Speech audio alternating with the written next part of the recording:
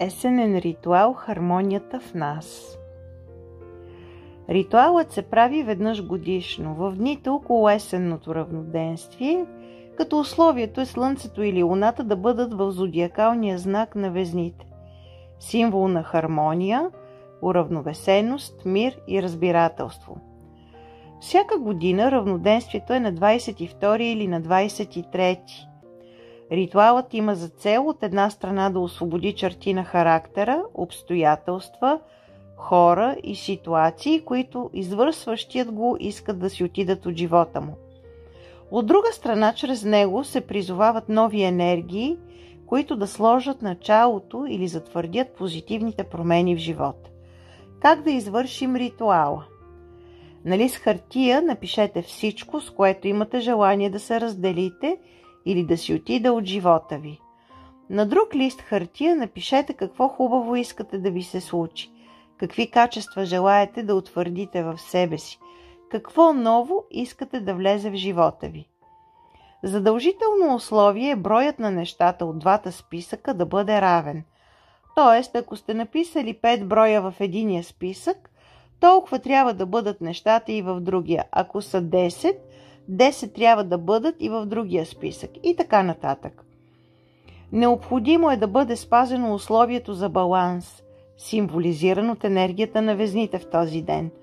Списъкът с нещата, от които искате да се освободите, се изгаря в пламъците на огън. В градски условия ползвайте свещ или кибрид, като внимавате да не предизвикате пожар. Докато листа изгаря, се казват следните думи. Предавам в пречистващите сили на огъня всичко, което искам да си отиде. От днес нататък няма да губя времето си. Няма да се занимавам с празни работи. Няма да мисля за изгубеното. Няма да се страхувам.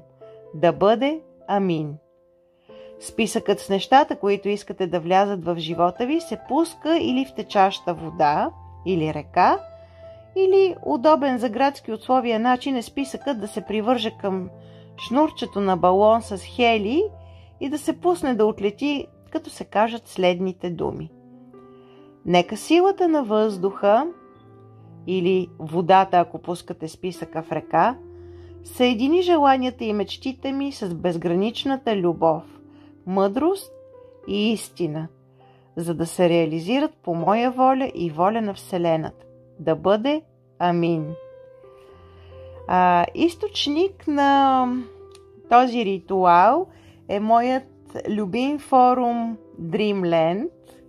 Аз ви желая един прекрасен ден, изпълнен с много положителни емоции и ще съм благодарна, ако се абонирате за YouTube канала или го препоръчате. С обич и благодарност и с пожелание за един прекрасен ден. Благодаря ви!